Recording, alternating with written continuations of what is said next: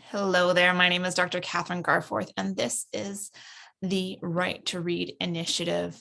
Today, I have the pleasure of being joined by Nathaniel Hansford, and we're going to be discussing the Right to Read inquiries, recommendations, specifically around the importance of having fluency instruction. And we're doing that by discussing repeated readings. So, good afternoon, Nate. How are you today? I'm excellent. It's nice to join you on your podcast. I feel a little bit full circle because you were the most repeated guest on my podcast, and I think this is my third time on yours now. So that's kind of a fun little exchange. For sure. So, why don't you tell listeners a little bit about who you are and what you do? Yeah, I'm a grade 8 teacher, and I'm also a nerd. So I'm really interested in academic research, specifically around teaching. I got interested in this idea because I was working in a marginalized school, and I wanted to know what was the most evidence-based practice so that I could help my students. And as I did more research in this and I started taking some courses, I started to realize that what was considered best practice, generally speaking, within the education community wasn't necessarily reflected in the scientific literature. And actually, that was about 3 or 4 years ago I started this, and I've really seen a shift over the last year. I feel like the culture is rapidly shifting and it's becoming much more evidence-based really quickly, which is really awesome and fantastic to see and exciting. And I think Right to Read is in part reflecting that shift in culture. I ran the podcast, Pedagogy, Non-Grata.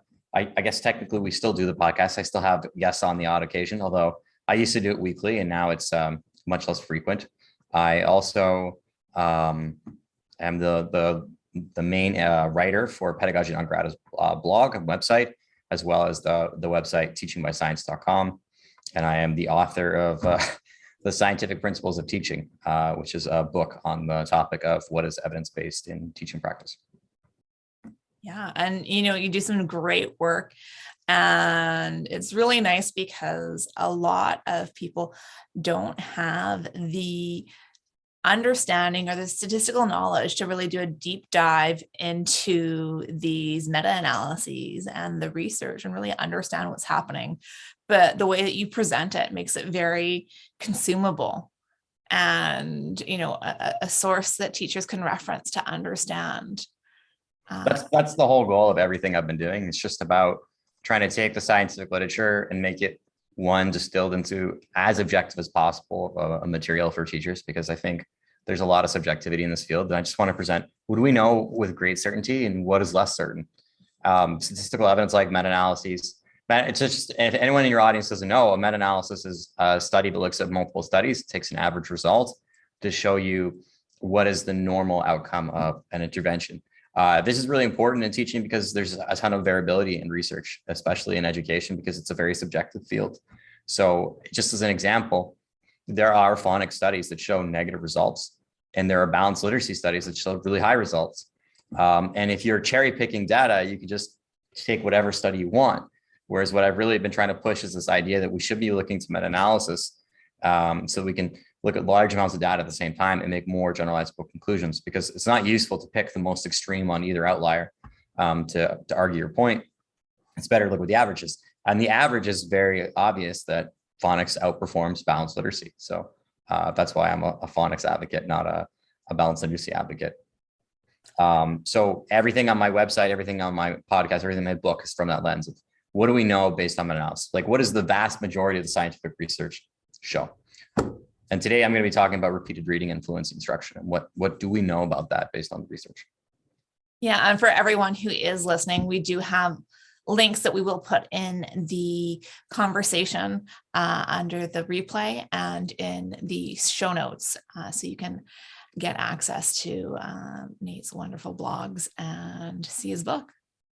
So let's get started. What does the science tell us about repeated readings? Before we even start on repeated reading, and I feel like you now, because whenever I had you on my podcast, you always ask me, I'd always ask you the first question. You'd be always like, well, let's answer another. Back up a second. Yeah. But I want to do that because I don't know if everyone knows what fluency is. Yes. So, because I think, and this is I wrote a blog about this recently, and I think it got a lot of attention because fluency is just not something that's really talked about within the education community. It's talked about a lot in the scientific literature. And I think most scholars who study the science of reading on an academic level are going to be well aware of everything I'm saying. But I think within the general community, there's a lot less awareness around this issue. So fluency is defined as accuracy and speed. So the more quickly and accurately we can read something, the more fluent we are as a reader, which makes sense when you think of speaking fluently the language. That means, the speaker refers to pronunciation and ease of use. It's the same idea. It's this, do you read with automaticity, basically? So we know, like, at the beginning stages of reading, like, the first things kids need to know is phonemic awareness and letter recognition. And then they need to know their sounds and be able to decode those sounds. And then vocabulary, I think, is really important in this stage also. And I think the research shows that morphology is probably important to some extent in the stage too. But I think fluency instruction is really about, what do we do when the students can decode their words, but they don't have automaticity yet? And there's a lot of different types of fluency instruction out there that can help students sort of bridge that gap when they're at that decoding stage and go to the fluent stage. So it's in types of instruction that are about bridging that gap. So I'm going to have a whole presentation prepared just on repeated reading.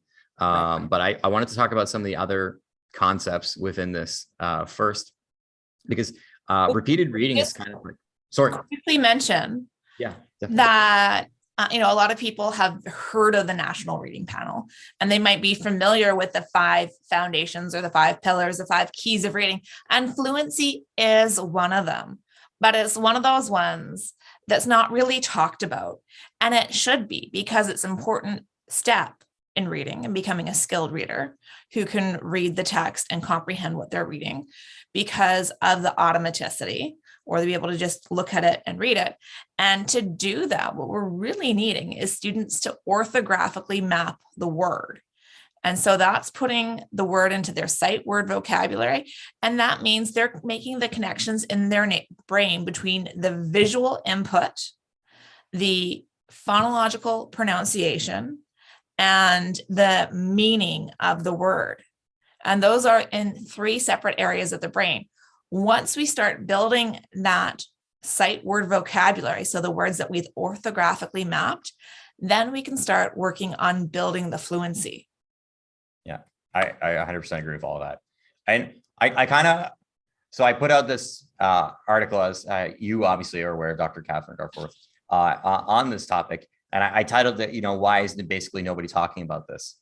And there were a couple of, most of the response was very positive, but there were a couple of criticisms I got. And I want to kind of address those criticisms as we go through. And sort of the first criticism that you see is from people is like, well, we should be teaching phonics, not fluency instruction. And the response I want to make to that is, I 100% agree we should be teaching phonics and decoding. It's the thing I believe that we should be teaching after phonics, because the research doesn't show that there's an unlimited benefit to phonics. So we shouldn't be teaching grade 9 students phonics, for example, unless they are a student who's reading at a lower grade level and has missed some of that instruction and needs it, or they have a reading disability, and we're giving them that intervention style instruction, that tier 3 instruction, that additional instruction. That's a whole different case. So we're really mostly talking about classroom instruction here, because I think fluency should be a part of intervention instruction, but it's a later step in that instructional stage. So the second criticism I got was, well, repeated reading is boring. And I have to admit, I agree. And I got a kind of a funny confession to make about repeated reading.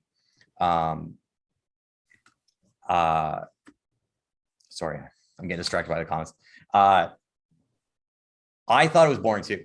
I thought it was super boring, and I never did it. And I thought it was crazy. I remember reading about it the first time, and I was like, what are people reading something over and over again to like automaticity? That's crazy talk.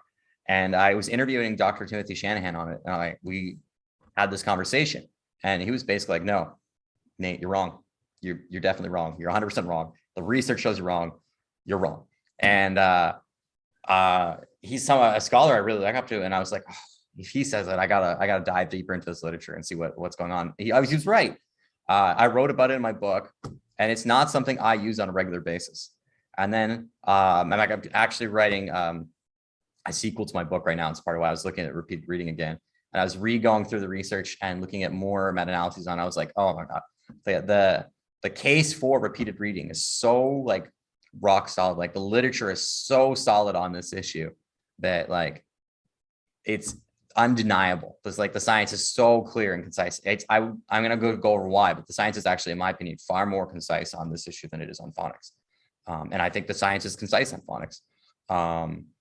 But I have something to say to that. Oh, for sure. So I agree. Repeating readings are great and they have a place. But when we're working with students who they haven't reached that level of automaticity with their letter sound correspondence and are still decoding the vast majority of words, that's where the focus should be. And yes, we can work on some fluency aspects for passages, of course, but realize that we need to be working on passages that are at a level that's appropriate for their reading. So if we're giving them a passage that is, above their grade level or their reading level, they can do it over and over again with support and memorize it and not actually get the benefits of repeated reading. And then when we look at the long-term view, repeated reading and this fluency instruction is definitely important and a key role once a student reaches a certain stage in their reading development. Yeah, I 100% agree with that. And then when we're looking at phonics in the older grades, well, by this time, most students should have mastered the basic concepts of phonics and the basic grapheme phoneme correspondence. And, there's the incidental phonics that you can fit into the older lessons, but you're not going to see the same results because there isn't the room for improvement. Because if they've already mastered the skill at the baseline, there's only so much room. You're going to hit the ceiling of the measurement, right? Yeah. So that's my 2 cents. And I do feel that repeating reading plays an important role. I do think you can make it interesting. One way I made it interesting was bringing my brother into the classroom, and he at the time was just working in radio and an announcer. He's now a news reporter, and getting him to give examples of how to be a boring reader and how to be an exciting reader. And when you play with the inflection and the tone and how you're reading the passage, it's a little less boring. Yeah. Well, it's funny. I actually, I wasn't doing repeated reading myself before doing this instruction. I knew that it was an evidence-based strategy. I previously looked at this evidence, but I hadn't looked at it in the quite level of detail. And I showed that research to my class. Like my class knows I do education research. So I brought out, I showed the kids the graphs and things, and I was talking to them about, I'm like, look, like this is so obviously evidence-based. So like, let's do it together today. And we picked a text to practice the first time, and they were like so giggly because the first time you do it as a class, like they're like, this is so weird. They'd never done it before. It's the weirdest thing. But I could immediately see the effects. When we did 3 readings of a paragraph, when we did it for the first time. And like by the time we got to the 3rd reading, it was so much smoother, and you could hear it, and there were like comments. It was kind of actually fun, I think, because there was this communal element to it. I don't know. Anyways, I'm getting distracted. So on that subject of boringness, one of the things that comes up is, why don't we just do fluency interventions that are not repetitive? And there's a lot of options you could do out there. I would argue that guided reading is realistically a fluency type intervention. There's all kinds of different ones realistically that have been described within the literature. One of the newer ones is called buried reading, which is where you have different texts that have 80% of the same words. And you're using those for your repeated readings.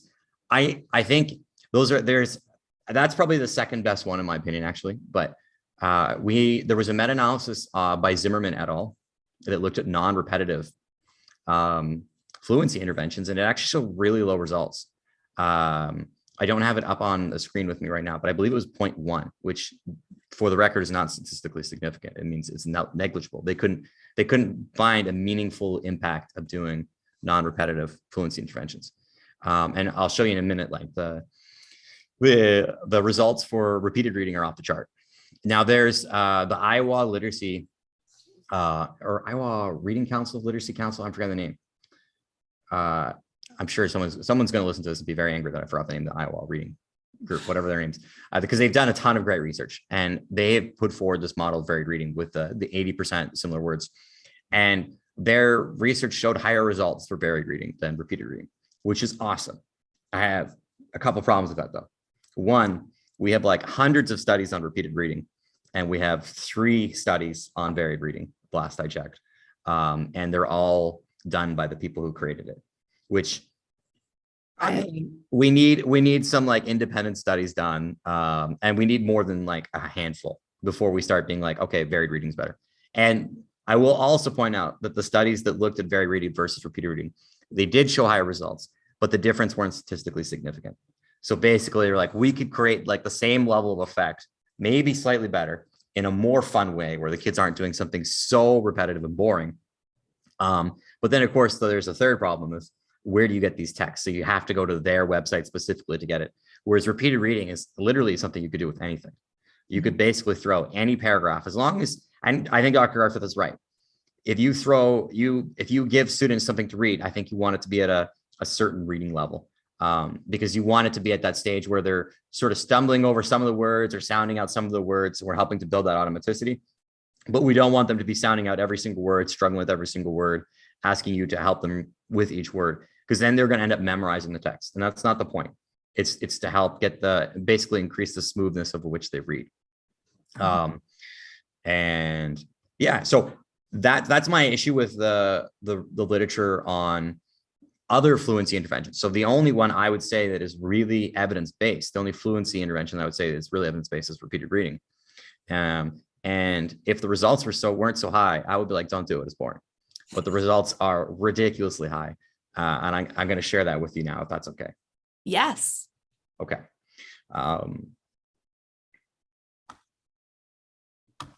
And are these all the slides, or most of these slides are available on the blog post that we'll be sharing about repeated reading? Is that correct? Yes. I have added some extra things though for context that are probably going to end up on my website at some point, but they're also from the book I'm working on. So I'm just going to start off by showing, I guess I could hit the view slideshow. So it's a little bigger. Does it look bigger once I do that? I think it does. I'm such a grandpa at heart. My screen is black though. That's unfortunate. Can you see my screen? It's still loading at the moment. You know what? We're live. Do you know what I find works best is if I go to the advanced sharing and just select a portion of the screen that is the slide itself. Okay, you know what? I don't know how to do that. So, oh no. While you're trying to figure it out, there's a question wondering, can they apply repeated reading during a literacy circle? Do you know what? I don't know what a literacy circle is. So maybe you could get, oh, this is why my computer crashed. Maybe you could answer that question. What is a literacy circle? I think everybody has different definitions, but if you're doing small group reading with a circle of students around you, you can use that as like a choral reading response to practicing the thing. It doesn't have to be done in a one-on-one situation. No, I don't think it needs to be done in a one-on-one situation. If my memory serves me correct, I don't have the slideshow up in front of me right now. There was not a significant difference between one-on-one versus small groups. So I interpret that to mean that you can do it as a group. I've been doing it with my class this last couple of days, and I noticed a big effect with just my class actually. Okay, sorry about that, guys. You know what the real problem is? I had like 100 tabs open on my screen. Yeah. Is there a word for people who do that? It's probably derogatory. Brilliance. Okay. I'm very guilty as that. Are you? Oh, yes. Multiple tabs and multiple windows. Here we So go. literature circles are small groups of students who meet to discuss a piece of literature which they have chosen. Each member of the circle is assigned a role to help guide the reading, the discussion. Oh, yeah, I remember those. So you can do it what I would do as an introductory activity to the literature or the literary circle is reading it a couple times as a group in that small group of students. First, when they are given the passage that they've chosen, and then before they do their presentation, if they try reading it again, just to get everybody context. So if they even just select a few paragraphs from the passage that they are sharing. Yeah. I've seen, so I saw in the literature, another example was doing it for like content knowledge. So like picking like something that's not necessarily like linked to your, it doesn't have to be a story. It doesn't have to be a book. Like it could be something from your geography lesson. It could be something from your history lesson, from social studies. And then you're getting that sort of cross-curricular benefit of being able to teach two things at once. I've been doing it with my history classes, actually. I have history notes. I've been doing it with history notes. And yeah, I think my students have been enjoying it. And I've definitely noticed an impact already. So these are the 4 meta-analyses that I could find on the topic of specifically repeated reading. So we have, obviously, the highest one is done by Yoon in 2017 with an effect size of 1.2. Therian in 2004 found 0.75. Chard in 2002 found 0.68. And NRP found effect size of 0.41. Now, I feel like anyone who's not as nerdy as me isn't going to look at these numbers and think I immediately understand what this means. So I'm going to try and provide context to give what that means. So generally speaking, anything below 0.20 is seen as negligible. So it's too small to mean anything. Around 0.4 to 0.5 is considered average. And anything above 0.79 is considered high. That's for the literature overall. The caveat I will provide is that in reading instruction, we tend to see lower results overall. I don't know why that is per se. I could guess, but I don't have like a scientific explanation as to why we see lower results in reading.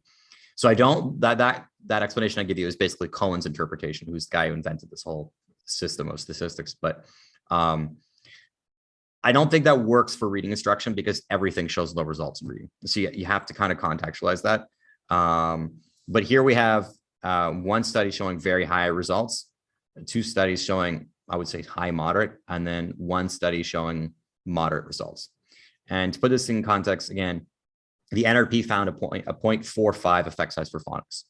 So the only meta-analysis here that's found a lower effect size for repeated reading than phonics was the NRP, and it's comparable. 0.41, 0.45, it's margin error. Like realistically, anything within that small of a difference there's no statistically meaningful difference at all. So the average here I have is 0.76. Now there is a conflating factor.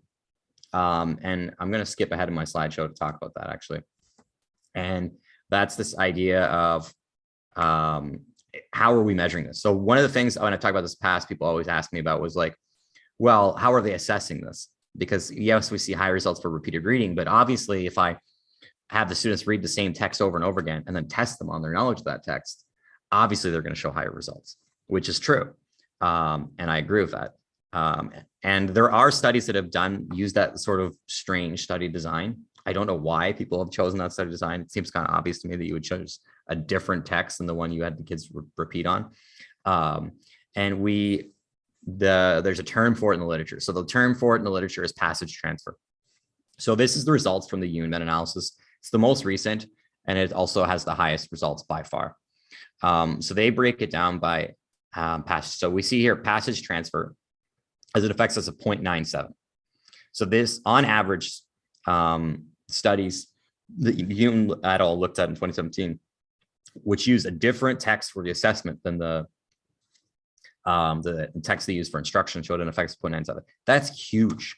That's more than double the effect that the NRP meta-analysis found for phonics. I recently did my own meta-analysis, not peer-reviewed for phonics, and it's more than double mine. It's the average effect size in the scientific literature overall across multiple meta-analyses for phonics is 0.55, but that's with some inflationary ones where we have a couple of inflationary studies. If we correct for that inflationary number, it's back down to around 0.45. So we're seeing about double the effect in the literature, according to Yoon, for repeated reading with similar text. So where we have the students practice reading over and over again on one text, and then we give them a brand new text and have them read it. I think that's personally crazy. And I'm going to come back. I'm going to skip ahead here for a second. I'm going to come back. I'm going to skip all over my slideshow because that makes sense. That's how logical people do things. And this is the theory in 2004 one. And again, this is actually, they broke it down into two areas. So they have a lot of results. This is for same text where the assessment. So this is non-transfer. So the assessment is the same as the instructional material. So I'm going to be honest. I look at this and I think this is not useful because I don't believe that those are real results. If I'm being honest, like who cares if a kid can read one text 4 times in a row and then memorize the words? Like that's not useful for teaching them how to read. But they also broke it down for non-transfer. So the non-transfer looks like the graph looks really small because we have this one outlier here, but I'm going to come back to that because that outlier is beautiful in my opinion. So the mean overall effect we see is 0.58 for non-transfer. So it's quite a bit smaller than the UNet all one. They have more studies in this meta-analysis, so I think that's why it's higher. But it's still higher than the NRP mean for phonics. It's still higher than most meta-analyses for phonics. So even if we're using what I would call the most accurate measurements for repeated reading, we still see like really high outcomes in comparison to phonics. And to put this into context, I took the mean averages for a bunch of different elementary school factors, and I've ranked them in a meta-analysis graph. So this is what's called a secondary meta-analysis. So this is where I've looked at multiple meta-analyses, and I've taken the effects from multiple different ones for different factors to show how these factors could stack up against each other. So repeated reading in elementary school has an effect size, according to UNet all, of 1.63. Now, admittedly, that's going to be inflated because that's going to be there will be non-passage and passage transfer studies in there, but we're still seeing definitely over 1 as an effect size for repeated reading. And then everything else in the next 3 slides, it's just things that underperform that though. So again, RTI here is 1.09, writing strategy is 1.09, morphology and primary is 0.96, vocabulary is 0.9, and that's for K to 3. It's very different for K to 12. Reciprocal teaching is 0.82. Then we have repeated reading in secondary is 0.86. And then right here is 0.77 for repeated reading. And then you see all the things that score lower in meta-analysis than repeated reading over the next several slides. And I'm not going to go through the whole list with your audience because I feel like that would be super important. But I just wanted to get the context to show like we have really strong evidence showing this works. So I had a couple of people say it on Facebook responding to my article, be like, this is so boring though. Why would we ever do this? But I think I've heard that same argument before by people advocating for balanced literacy against phonics. That has been what I would say that's been the biggest arguments against phonics over the years, is not that it doesn't work, is that it's boring. But you know what's, I think, worse than being boring? Not teaching kids how to read. I don't know. Call me crazy. So unless you have a question about that, I was going to start talking about what do we know about how to do this best. I was hoping that you could talk a little bit. One of the slides you have like 1 reading, 2 reading, 3 reading data. Is that what you're going to go into? That's exactly what I'm going to go into next. Perfect. So the theory and meta-analysis, I'll put up on my screen here. It showed the highest results for reading 4 times. And this led to recommendations. I think like when this came out or shortly after this came out, Dr. Timothy Shanahan put up on his blog that this should be the number of times people do for repeated reading. So I've seen that recommendation out several times. But of course, it doesn't go above 4 times. So it didn't really answer that question, like, is it better do once, twice, 3 times, 4 times, 5 times? But the Yoon meta-analysis does. And it has this really beautiful, oh no, it's not the Yoon one. It's actually, it's the theory one. And it's the non-transfer effect. So this is non-transfer. When the students repeated until they could read perfectly, we got an effect size of 1.7. That is the biggest effect size of any of these graphs, of any of these charts. That's the biggest effect size I've seen for anything on reading instruction in any meta-analysis ever. This is off the charts. And that's for non-transfer. For transfer. That means that these students are being assessed on a different text than they read. So if we had them read a text over and over again till they reached mastery on it, they showed massive, massive improvements in reading overall. And that, I think, is the most important takeaway for me from all of this, because this is something we see across the literature for other things too. Mastery instruction works. We see this in math.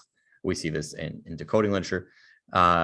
Rather than teaching students for a set period of time or a set number of readings, like doing a set number of repeated readings, it's best to do it until the students show mastery. That seems really consistent across the scientific literature.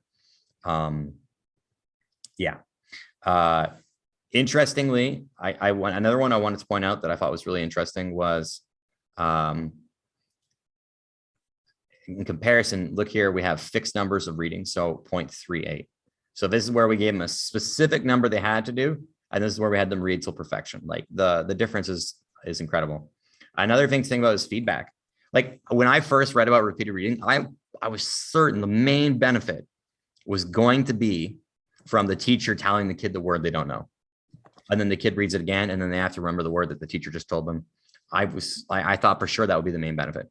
That does not appear to be the main benefit, because we see that whether the teacher gives feedback to the students or not, they get comparable results. Now, the teacher in me hates that, because I love giving students feedback. Like, why would I just ignore the child and give them zero feedback? But the research doesn't show a benefit. So that to me challenges why I thought repeated reading was working. My current, and this is something that I think people often ask me why. And, I spent a lot of research on the what. And it's funny, I remember in high school thinking the why questions, the philosophy questions were more important. And nowadays, I really don't care about them for the most part, because at the end of the day, I don't need to know why something works in teaching. I just need to know it works. And that sounds very unintellectual, but it's true. And the part of the issue is it's really hard to know why something works. Whenever you say this is why something is working, you're actually, I think, in my opinion, you're theorizing, because the meta-analysis can't tell us that. So we have no like real scientific way of answering that question. Why does repeated reading work? We have to just give it our best guess based on the evidence we have. And my personal best guess is actually, it has to do with taking the words that the students can almost read, but decode or can know from context, and then helping them to reach automaticity with them. And I agree with you, Dr. Garforth, that we don't want it to be like a text where they're like sounding out every word, being like comprehension on every, like, no. But I think, picking text where they're going to be decoding maybe 4, 5, 6 words on a page, and then getting to the point by the end of the reading that where they have those words memorized cold. I think that's probably the benefit. That's my theory. Maybe you have a different theory. Why do you think repeated reading works? Well, so I recently reread Stanislas Dehaene's Reading in the Brain, and I've read it a few times now, but this time I really picked up on the theory of the assembly of demons. And it's talking about how each of these demons is focused on a specific word. So these are the words that you have orthographically mapped. And when you have orthographically mapped a word, the demon associated with that word knows it and makes the biggest amount of noise. So when you're reading, there's this assembly of demons, and they scan every part of the word at once. They're not going letter by letter. So these are talking about words that have been automatically recognized or orthographically mapped. And so all the ones that see fragments of the word that look similar to or are similar to the word that they represent start making noise. And the one that really gets it makes a lot of noise, and that's the one that stands out. And so the more practice that demon gets recognizing the word, the quicker they are at recognizing it. So if we're reading the same words over and over again, we're building that practice and getting that instantaneous response. Now, I think why we're seeing the transference is because even though texts on different topics have different vocabulary, the vast majority of the words that are going to be in the text are similar. The ands, the was, the went, like the little words that we're seeing on a regular basis. So the faster that we can recognize those and not put effort into those and focus on the other words, it's reducing the amount that our working memory is being taxed. So we can focus on those tricky words that we're still struggling with. And when we're given the opportunity to do it and practice it until we know it, it's the same thing that you'd say about practicing a piano piece, right? That repetition builds that muscle memory, or that repetition builds that demon's awareness of the word they're attaching themselves to. Yeah, I think that's a really great point. Actually, I was just looking at a vocabulary meta-analysis last week because I was doing an article on vocabulary instruction, and the study showed really high results for dyslexic students be receiving vocabulary instruction. And a couple studies showed that, and their explanation as to why vocabulary instruction would be so useful to dyslexic students was almost identical to what you just said. I think that's a great point. And that brings me up actually on something I wanted to point out was students with learning disabilities seem to benefit from repeated reading significantly more than students who do not, which makes me think that after, and I really want to harp on this after, because I think people really want to see it as like repeated reading being like a whole language approach that's in competition with phonics. If you see it that way, I think you're misinterpreting it. Or at least I would never advocate it in that way. What I'm saying is that after your students are, into the decoding stage, preferably the late decoding stage, where they know their sounds, they are starting to learn their words, but there are still words they're struggling with. I think this is a great way to help get them to the next stage of reading development. And I think it's really fascinating that we see much higher results for students who have learning disabilities than students without. And if we look here, we see just for comprehension outcomes. The comprehension outcomes here for students with learning disabilities are almost as high as the impact of phonics overall for reading. And actually, the comprehension outcomes in the NRP meta-analysis for phonics were low. So this might be something we compare with phonics with students with learning disabilities to help increase their comprehension. And that, I think that's an important piece that we do see in the recommendations from the Human Rights Commission, is saying the importance of all of these pillars of effective reading instruction being used together, and realizing, especially when we're looking at this repeated reading and fluency activities, these are things that we don't just have to do in our language art lessons. It can be done in any lesson that has text that the student is supposed to consume. And especially if you're, maybe if you're doing an art activity throughout the week and it has the same steps. So get them to read the steps over and over again, right? And that's where we see, in the primary grades where they have that visual schedule and they practice going through it on a daily basis. That's going to help them with the orthographic mapping. Yes, it's a little bit out of context for this repeated reading research that you're talking about, but it's what it's based on, the repeated exposure to the same words and giving them the opportunity to read them. Yeah, I think something I'd point out too is that it's not like the repeated reading studies were all done on like basal readers, where like there was like a repeated reading program that the kid was following. There were all kinds of different studies in here. There were ones that were looking at poetry. There were ones that were looking at social studies readings. There are ones that were using basal readers, but it doesn't look like, at least from my understanding of literature, it doesn't look like there seems to be any significant effect or difference between it. It's just about the practice. And I think you hit it home when you say, talking about playing a piano. If you practice playing piano more, you're going to do better. And I guess it's like similar to, why would you practice learning one song to mastery rather than trying to learn a brand new song every single day? There's a couple more points I just wanted to make about what we know from the literature, and then I'm going to give what my personal take-home points would be. So one thing I wanted to really point out was this listening preview effect. So we see an effect size of 1.52 in the UN meta-analysis. If we do a listening preview first, where the teacher reads it to the students first and then they do it. That's a pretty significant effect. In fact, the difference between this is about is about as high as the impact of phonics overall. So just the teacher reading it once first, that has that high of an impact. That's incredible. Giving the students a word preview or not giving them a word preview did not seem to matter. Again, here is, we see the data showing 4 or more repeats is better than 1 repeat or 2 repeats, but it's still, I think the recommendation should still be to mastery. Although I'm betting most students can achieve mastery by the time they do that fourth one. Can you just take a moment to talk about what they mean by word preview? Yeah, so like giving a students like a vocabulary list beforehand to go over, explaining the words, giving them content knowledge, or just having them try and memorize those words first. We see slightly higher benefits from that, but they're not statistically significant. So I don't think it doesn't look worth the effort to me. And vocabulary is a whole other can of worms, so I don't want to get into that. And the last thing I'm going to point out is that we see a massive effect in elementary school compared to secondary, but we still see a very high effect in secondary reading, which is interesting because effect sizes tend to be smaller for older students.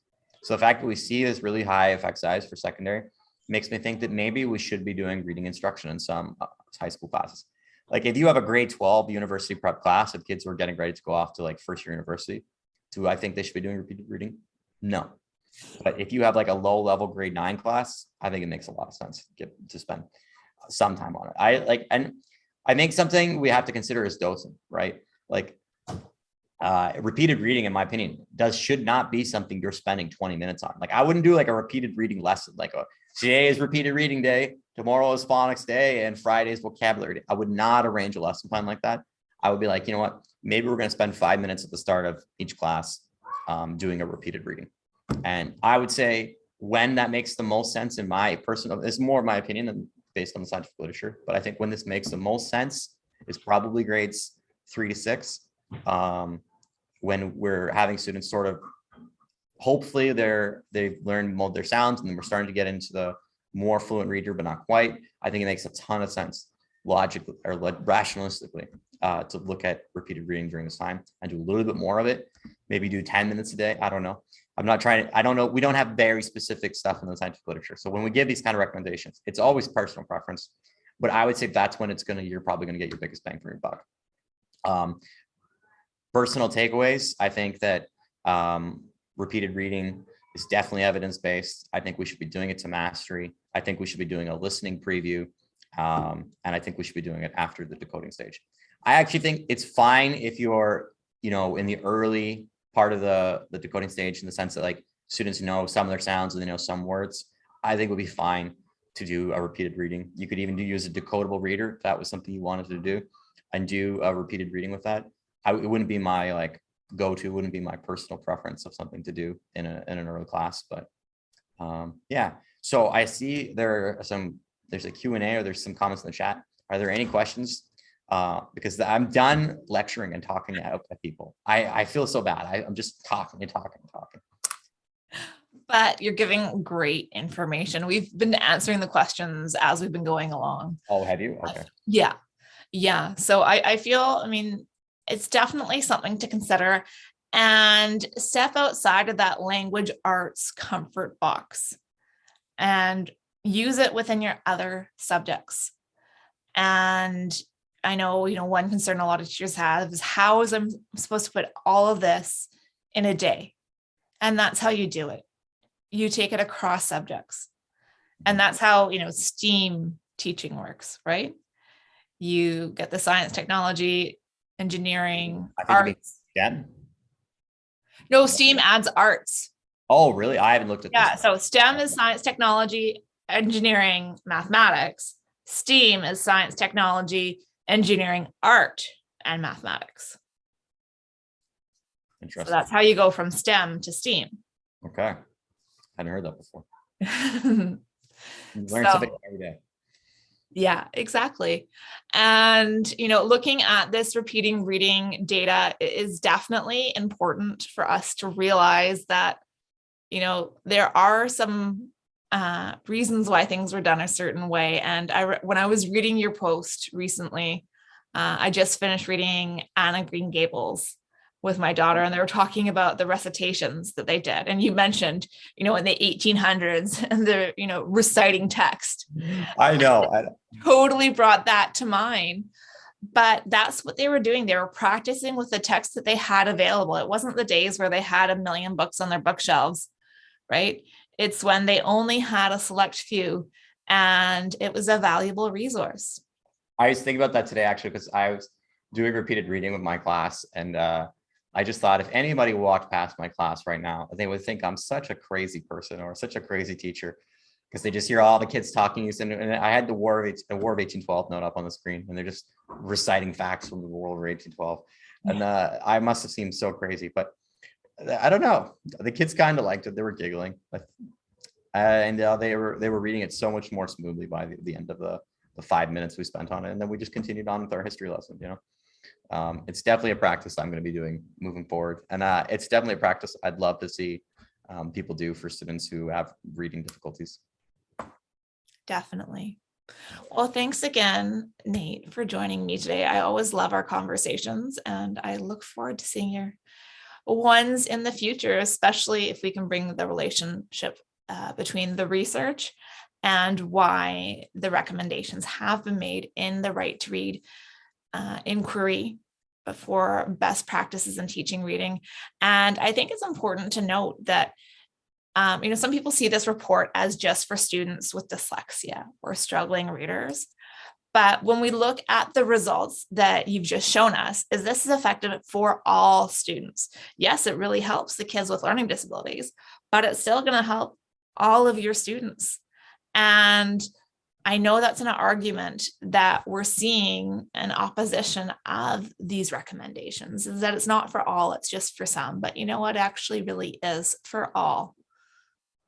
Yeah, there's if you look through this, like none of these, there's no low results. Like even if we look, I don't know why this is blurred on this one, but even if we look at this 2 times read in the theory and meta-analysis, it's 0.57. Like there's just, I think this would benefit almost any student, to be honest, with the exception of being like very, very old students who are very mature readers who have already reached that automaticity, or very young students who are still learning their alphabet and their very basic sounds. But then they're at the point where they are at that proficient reader. Yeah. And we're not looking for the same types of instruction. Then we're working more on the comprehension. And, there was a little bit of results for the repeated reading to help with comprehension. And while you're doing those repeated readings, say in, one of the other subject classes, you can work on the comprehension strategy. Say, okay, well, let's just read this first time. So the teacher reads it. And then he says, this time, you guys are going to read it. And I'm going to stop you at different points so that we can dig deeper into those sentences.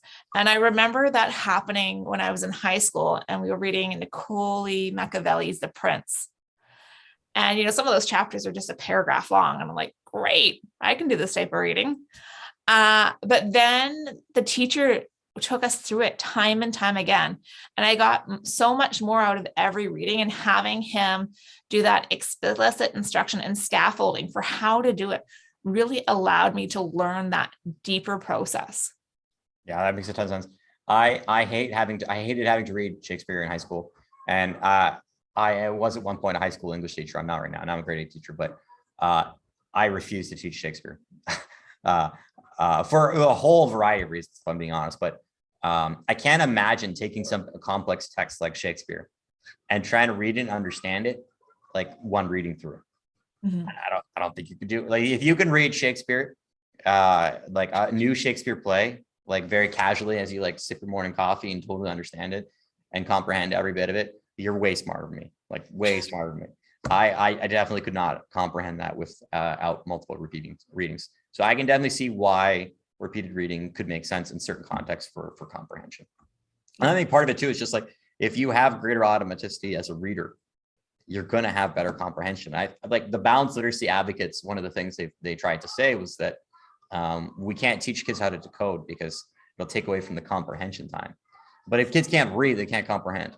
And this is going to help students learn how to read. So I think it's all one and the same. It's all connected. You can't totally separate out comprehension instruction and word reading instruction as if they're completely isolating factors. Yeah. Now, do you know of any good videos that demonstrate effective strategies for repeated readings, or are you able to do one of how you do it in your class? Do one how I do it in my class. Well, I I won't demonstrate it because I would feel so awkward doing that on a live video. And I am, that's not something I've done, is look at other people's videos. I'm a bit of a nerd, so I'm always more interested in the academic part of this than the practical. But personally, what I've been doing is I read the text to my students first, and then we read it as a class in unison, in choral, as you so nicely put. And then usually if you hear it, the first reading, it sounds that you hear some kids muttering and mumbling and stopping and pausing. And one moment a kid it'll be super loud because everybody will understand the words. And the next minute, only half the kids are reading because you're at a hard word. And then by the third time reading through, it's like smooth. It's like jazz. You can hear everybody's got it. I really like that. It's weird. It's very rare as a teacher that you can immediately kind of assess, does my class have something? Is my class learning? But like when you do repeating learning as a class, you can hear your class learning in like a 3-minute time span. That's kind of fun. I like that. Anyways. Yeah. And it's that instantaneous feedback and results that you're getting as a teacher.